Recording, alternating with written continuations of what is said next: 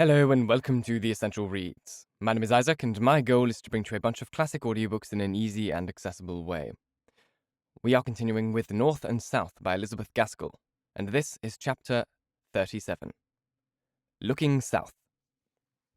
A spade, a rake, a hoe, a pickaxe or a bill, a hook to reap or a scythe to mow, a flail or what ye will.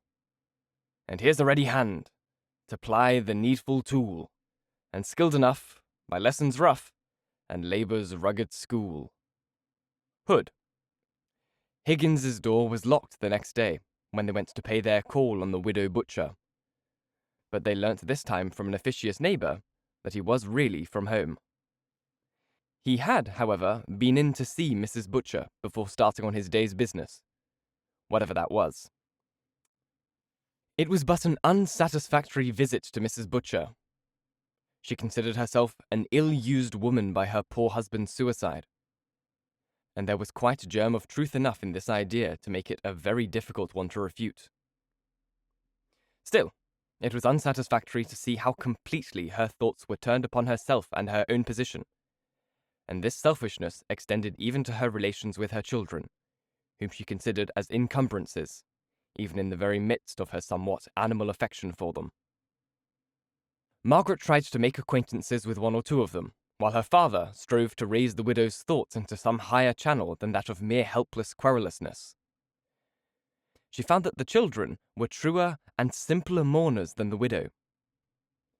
Daddy had been a kind daddy to them. Each could tell in their own eager stammering way of some tenderness shown, some indulgence granted by the lost father. "Is yon thing upstairs really him? It doesn't look like him. I'm feared on it, and I never was feared of Daddy." Margaret's heart bled to hear that the mother, in her selfish requirement of sympathy, had taken her children upstairs to see their dead, disfigured father. It was intermingling with the coarseness of horror with the profoundness of natural grief. She tried to turn their thoughts in some other direction. On what they could do for mother. On what, for this was a more efficacious way of putting it, what father would have wished for them to do. Margaret was more successful than Mr. Hale in her efforts. The children, seeing their little duties lie in action close around them, began to try each one to do something that she suggested towards readying up the slatternly room. But her father set too high a standard, too abstract a view before the indolent invalid. She could not rouse her torpid mind into any vivid imagination of what her husband's misery might have been before he had resorted to the last terrible step. She could only look upon it as it affected herself. She could not enter into the enduring mercy of the God who had not specially interposed to prevent the water from drowning her prostrate husband.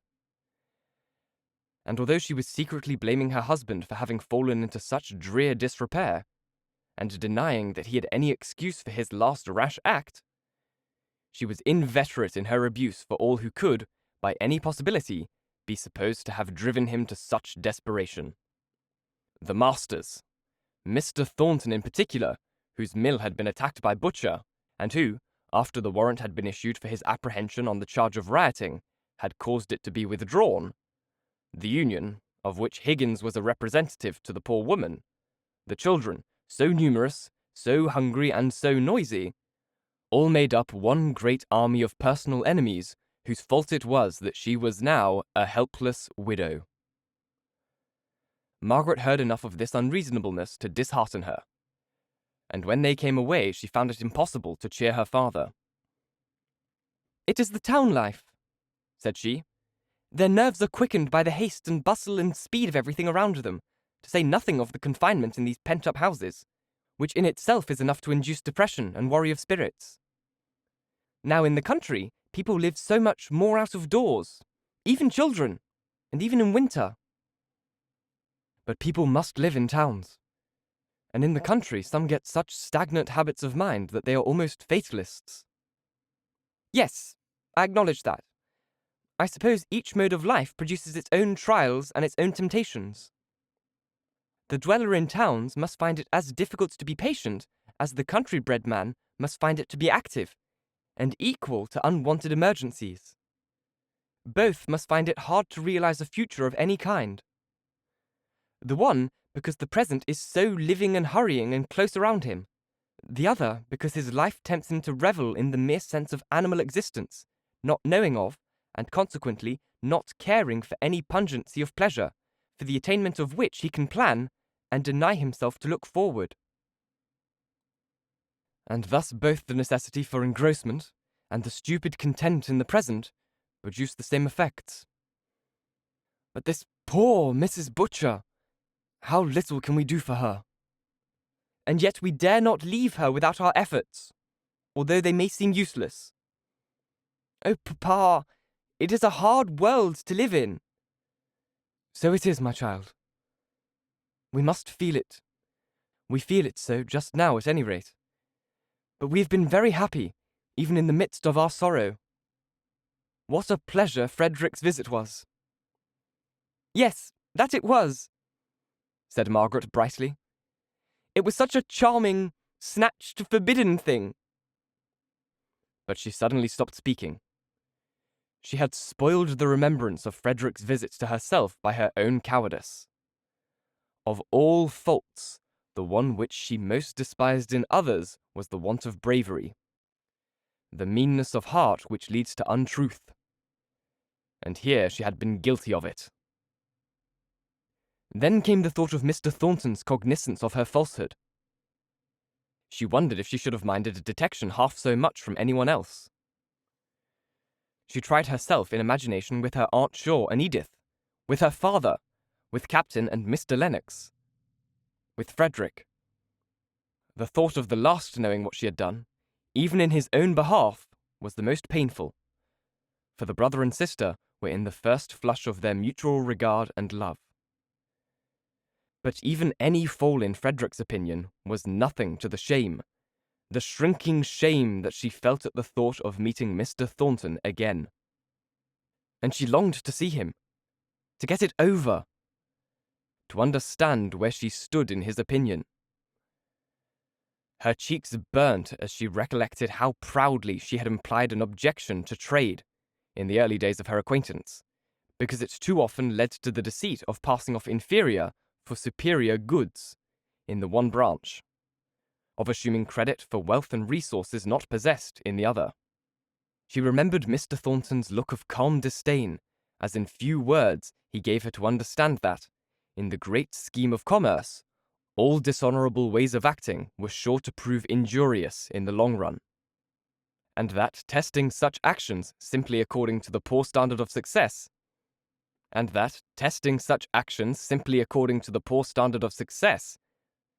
there was folly and not wisdom in all such, and every kind of deceit in trade, as well as in other things. She remembered, she, then strong in her own untempted truth, asking him if he did not think that buying in the cheapest and selling in the dearest market proved some want of the transparent justice which is so intimately connected with the idea of truth.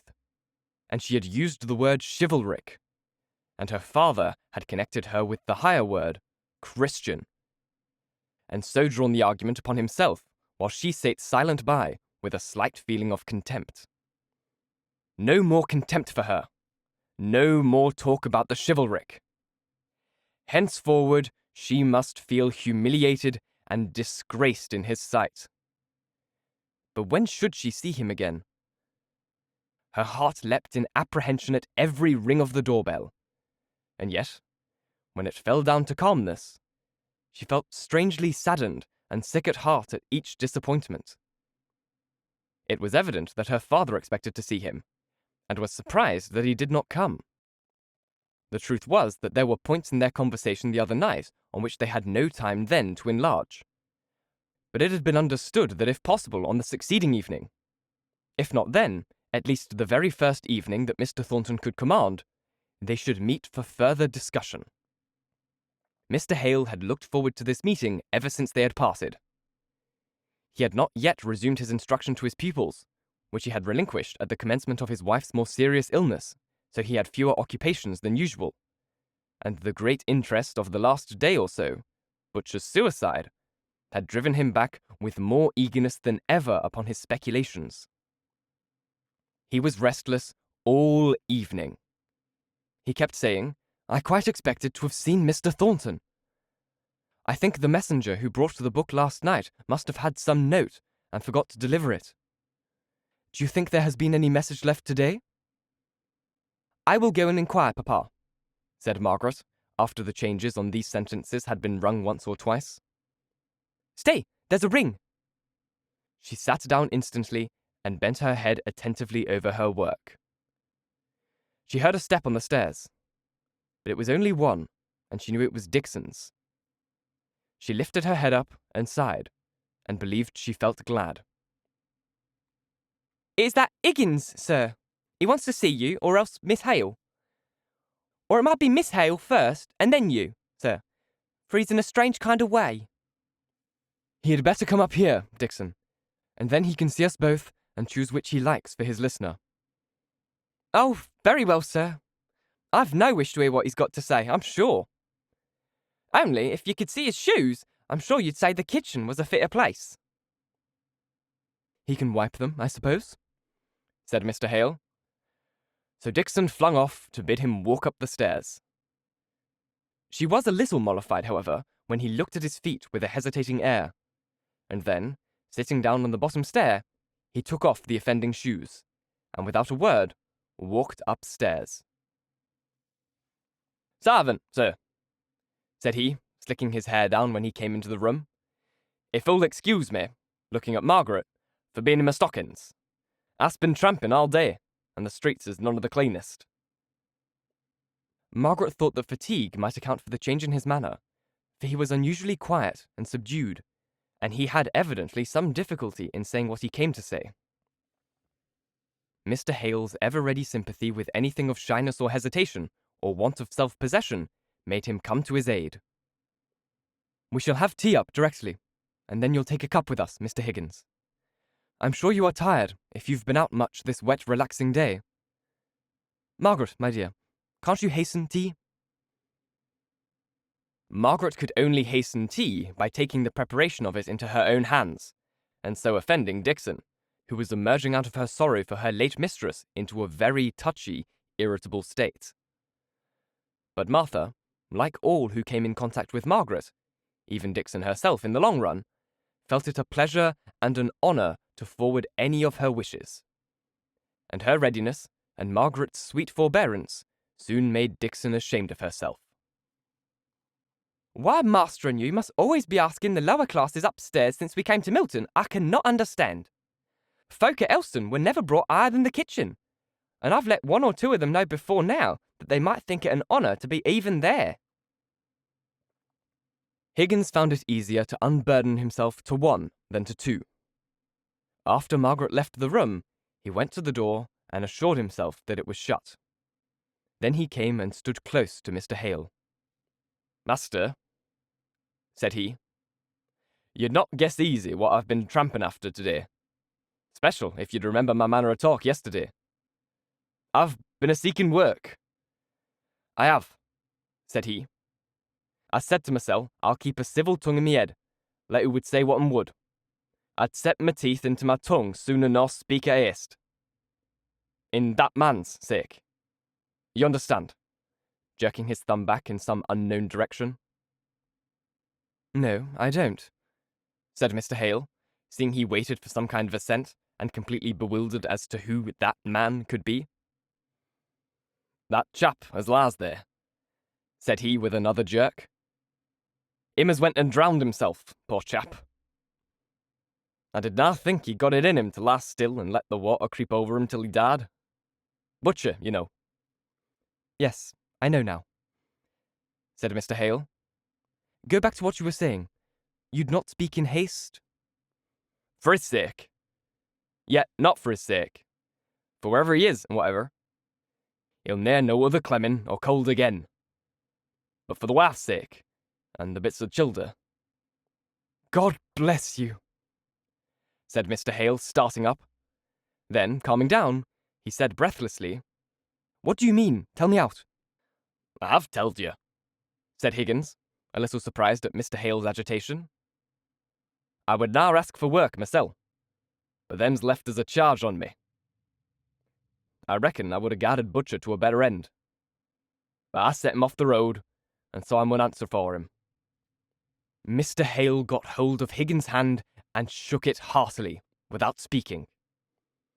Higgins looked awkward and ashamed. There, master. There's ne'er a man to call a man amongst us but what would do the same. Ah, and better too. For believe me, I's never got a stroke of work, nor yet a sight of any. For I tell Damper that, let alone his pledge, which I would not sign. No, I could not even for this. He ne'er had such a worker on his mill as I would be. He'd had none of me. No more would none of others. I'm a poor, black, feckless sheep. Children may clem for what I can do. Unless, Parson, you'd help me. Help you? I would do anything. But what can I do? Miss, there, for Margaret had re-entered the room and stood silent, listening, has often talked grand of the south, and the ways down there.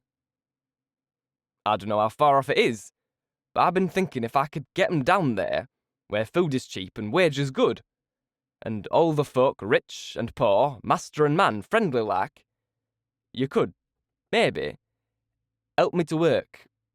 I'm not 45, and I've got a great deal of strength in me, master. But what kind of work could you do, my man? Well, I reckon I could spade a bit. And for that, said Margaret, stepping forwards, for anything you could do, Higgins, with the best will in the world, you would, maybe, get 9 shillings a week. Maybe 10 at the outside. Food is much the same as here, except that you might have a little garden. The children could work at that, said he. I'm sick of Milton anyways, and Milton is sick of me. You must not go to the south, said Margaret, for all that. You could not stand it. You would have to be out all weathers. It would kill you with rheumatism. The mere bodily work at your time of life would break you down. The fare is far different to what you have been accustomed to. That's not particular about my meat, said he, as if offended. But you've reckoned on having butcher's meat once a day, if you're in work. Pay for that out of your 10 shillings and keep those poor children if you can. I owe it to you, since it is my way of talking that has set you off on this idea, to put it all clear before you. You would not bear the dullness of life. You don't know what it is. It would eat you away like rust. Those that have lived there all their lives are used to soaking in the stagnant waters. They labour on from day to day in the great solitude of steaming fields, never speaking or lifting up their poor, bent, downcast heads. The hard spade work robs their brain of life. The sameness of their toil deadens their imagination. They don't care to meet to talk over thoughts and speculations, even of the weakest, wildest kind, after their work is done. They go home brutishly tired, poor creatures, caring for nothing but food and rest. You could not stir them up into any companionship, which you get in a town as plentiful as the air you breathe, whether it be good or bad. And that I don't know. But I do know that you, of all men, are not one to bear a life among such labourers. What would be peace to them would be eternal fretting to you. Think no more of it, Nicholas, I beg. Besides, you could never pay to get mother and children all there. That's one good thing. I've reckoned for that. One house mun do for us all. And the furniture at other would go a good way. And men there mun have families to keep. Happen 6 or 7 childer. God help 'em, said he, more convinced by his own presentation of the facts than by all Margaret had said, and suddenly renouncing the idea, which had but recently formed itself in a brain worn out by the day's fatigue and anxiety. God help 'em! North and south have each getting their own troubles. If work's sure and steady there, labour's paid at starvation wages, while here we'n rucks of money coming in one quarter, and near a farthing in the next. For sure, the world is in a confusion that passes me or any man to understand. It needs fettling, and who's to fettle if it's as yon folks say? And there's not but what we see. Mr. Hale was busy cutting bread and butter. Margaret was glad of this, for she saw that Higgins was better left to himself. That if her father began to speak ever so mildly on the subject of Higgins's thought, the latter would consider himself challenged to an argument, and would feel himself bound to maintain his own ground. She and her father kept up an indifferent conversation until Higgins, scarcely aware whether he ate or not, had made a very substantial meal. He then pushed his chair away from the table, and tried to take an interest in what they were saying. But it was of no use, and he fell back into dreamy gloom. Suddenly, Margaret said, she had been thinking of it for some time, but the words had stuck in her throat. "Higgins, have you been to Marlborough Mills to seek for work?" "Thornton's?" asked he. "Ah, I've been at Thornton's." "And what did he say?" "Such a chap as me is not like to see the master. The old looker bid me go and be damned." "I wish you had seen Mr. Thornton," said Mr. Hale. "He might not have given you work, but he would not have used such language." "As to the language, I'm well used to it. It do not matter to me. I'm not nesh mysel when I'm put out. It were the fact that I were now wanted there no more nor any other place, as I minded." "But I wish you had seen Mr. Thornton," repeated Margaret. "Would you go again? It's a good deal to ask, I know, but would you go tomorrow and try him? I should be so glad if you would." "I'm afraid it would be of no use," said Mr. Hale in a low voice. "It would be better to let me speak to him." Margaret still looked at Higgins for his answer. Those grave, soft eyes of hers were difficult to resist. He gave a great sigh. "Ugh, it would tax my pride above a bit. If it were for myself, I could stand a deal of clemming first. I'd sooner knock him down than ask a favour of him. I'd a deal sooner be flogged myself. But you're not a common wench, axing your pardon, nor yet have your common ways about you. I'll e'en make my raw face, and go at it tomorrow. Don't you think that he'll do it? That man has it in him to be burnt at the stake afore he'll give in. I'll do it for your sake, Miss Hale, and it's the first time in my life as e'er I give way to a woman. Neither my wife nor Bess could e'er say that much again to me." "All the more do I thank you," said Margaret, smiling. "Though I don't believe you. I believe you have just given way to your wife and daughter as much as most men." "And as to Mr. Thornton," said Mr. Hale, "I'll give you a note to him, which I think I may venture say will ensure you a hearing." "I thank you kindly, sir, but I'd as lief stand on my own bottom. I dunna stomach the notion of having favour curried for me by one as doesn't know the ins and outs of the quarrel. Meddling twixt master and man is like meddling twixt husband and wife than aught else. It takes a deal of wisdom to do ony good. I'll stand there from 6 in the morning till I get speech on him. But I'd liefer sweep the streets if paupers had now got hold on that work. Dunna you hope, miss, there'll be more chance of getting milk out of a flint. I wish you a very good night, and many thanks to you." "You'll find your shoes by the kitchen fire. I took them to dry," said Margaret. He turned round and looked at her steadily. Then he brushed his lean hand across his eye and went away. "How proud that man is!" said her father, who was a little annoyed at the manner in which Higgins had declined his intercession with Mr. Thornton. "He is," said Margaret.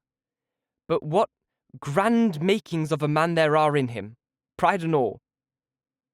"It's amusing to see how evidently he respects the part in Mr. Thornton's character which is like his own."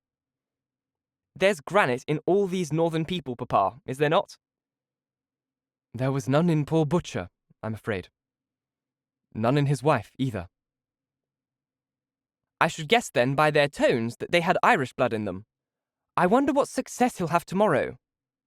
If he and Mr. Thornton would speak out together as man to man, if Higgins would forget that Mr. Thornton was a master and speak to him as he does to us, And if Mr. Thornton would be patient enough to listen to him with his human heart and not his master's ears... You are getting to do Mr. Thornton justice at last, Margaret, said her father, pinching her ear. Margaret had a strange choking at her heart, which made her unable to answer. Oh, thought she. I wish I were a man and could go and force him to express his disapprobation, and tell him honestly that I knew I deserved it. It seems hard to lose him as a friend just when I had begun to feel his value. How tender he was with dear Mamma. If it were only for her sake, I wish he would come. And then, at least, I should know how much I was a best in his eyes. Thank you so very much for listening. If you enjoyed, please like, comment, share, all that jazz, and if you really enjoyed it, do subscribe, because there is more to come. If you're listening on podcast, please leave a review, as it's the easiest way to get this in front of as many people as possible, and reading your reviews really, really makes my day. If you want to support the show further, there is a Ko-Fi link just here-ish on screen, or you can find the same link in the description box. It is just a direct way to donate towards the show. But the best way that you could currently support me, and more importantly for you, a free way, would just be to put the show on your podcast platform of choice, and listen to it while asleep or awake and, still listen on YouTube. But just put it on and help me get the listening hours requirements that I need on my podcast hosting platform. It would finally allow me to unblock monetization there, and it would be something that would truly, truly change my life. Once again, thank you so very much for listening. And as for next time, bye-bye.